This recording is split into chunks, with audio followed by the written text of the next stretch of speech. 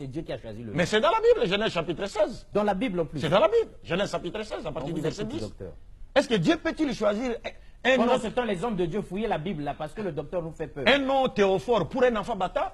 Et quand vous dites d'Agar qu'elle était une concubine d'Abraham, parce que même dernièrement, On la rabaisse à ce point. j'ai entendu notre frère Mbota débattre avec un pasteur de l'église primitive, mais qui n'a pas été aussi à la hauteur par rapport aux questions, à la question liée à la polygamie.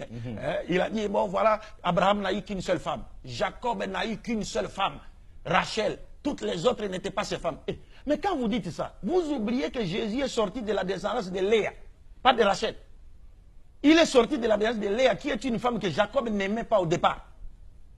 Et quand la Bible nous dit, quand Dieu vit que Jacob n'aimait pas Léa, Dieu fit de sorte que Rachel soit stérile, et il rendit Léa féconde afin qu'elle soit aimée de Jacob.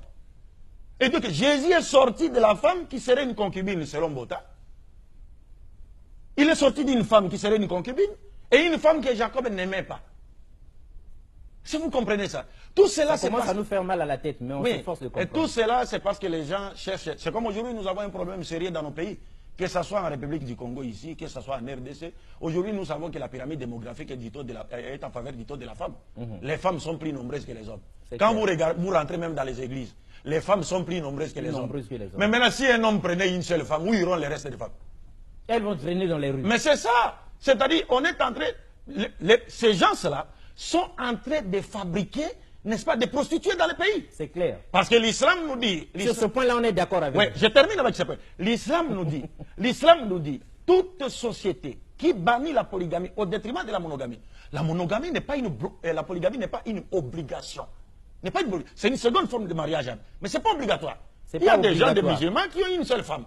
Ce n'est pas obligatoire. Mais quand vous bannissez la polygamie au détriment de la monogamie, l'islam nous dit, votre société connaîtra 4 ou 5 conséquences. Première conséquence, il y aura prolifération de la prostitution. C'est clair. C'est clair dans nos sociétés. Chez nous, là-bas à Kinshasa, vous pouvez passer dans la rue comme ça, une femme vous appelle. Papa, on m'a dit la pundate. Même ici, on appelle. Vous ne voulez pas monter l'âne. Regarde comment il se rabaisse à ce niveau-là. Donc il y aura prolifération de la prostitution. 2, il y aura quelles conséquences? Prolifération des enfants illégitimes. Nés hors mariage. Quatrième conséquence, prolifération de l'infidélité. Parce qu'un homme qui voudrait épouser une seconde femme, vous le privez de ces droits-là. Mais il va sortir. Il va sortir. Et s'il sort, même la femme qui est restée à la maison, la femme dira, ah, mais lui il sort, il va ailleurs. Il pense que, on appelle ça, moi je dois faire quoi? Elle va faire quoi? Elle va chercher à aller ailleurs. Ça va créer l'infidélité. Et enfin, c'est quoi? C'est la dépravation totale de mœurs.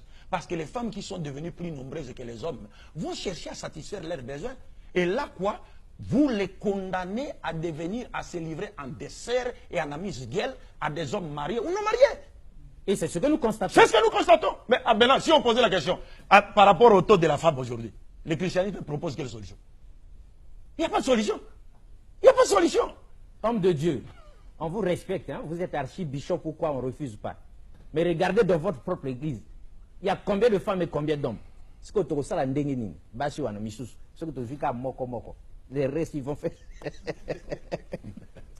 Donc tout ça, c'était déjà vu et planifié. Le prophète avait tiré la sonnette d'alarme, comme pour dire, si une société bannit la polygamie, qui n'est pas obligatoire, mais si vous bannissez complètement, alors attendez-vous à ces 4 conséquences-là. Et nous vivons ça. Et nous vivons ça. Et nous savons que Jésus est Mais depuis ce temps-là, pourquoi vous ne nous aviez pas dit? Non, on a toujours parlé de cela.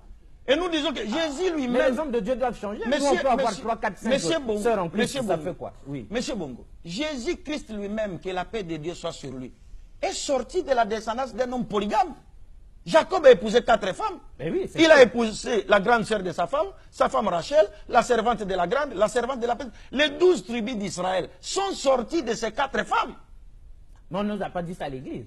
Mais on ne peut pas vous dire cela. On a dit seulement les 12 tribus. Non, parce que celui qui nous... Mais c'est sorti d'où? Mais celui qui nous impose la monogamie obligatoirement, c'est quoi? Ce sont les autres, les Européens, les autres. Parce qu'aujourd'hui en Europe, si vous prenez une seconde femme, on va vous arrêter. Évidemment. Mais si vous prenez des hommes comme vous, qui portent des barbes comme vous vivez avec dans l'homosexualité, on vous applaudit. Là, on vous acclame. Mais quand vous prenez une femme naturelle, non, c'est fini, monsieur. Non, vous devez quitter. Est-ce que vous comprenez? C'est cela le problème. Donc nous disons dépravation des mœurs. Dépravation totale des mœurs. Au niveau mondial. Au niveau mondial, dépravation totale des mœurs. Oui, mais pour revenir sur le sujet. Pourquoi on ne laisse pas les gens sur leur faim? On est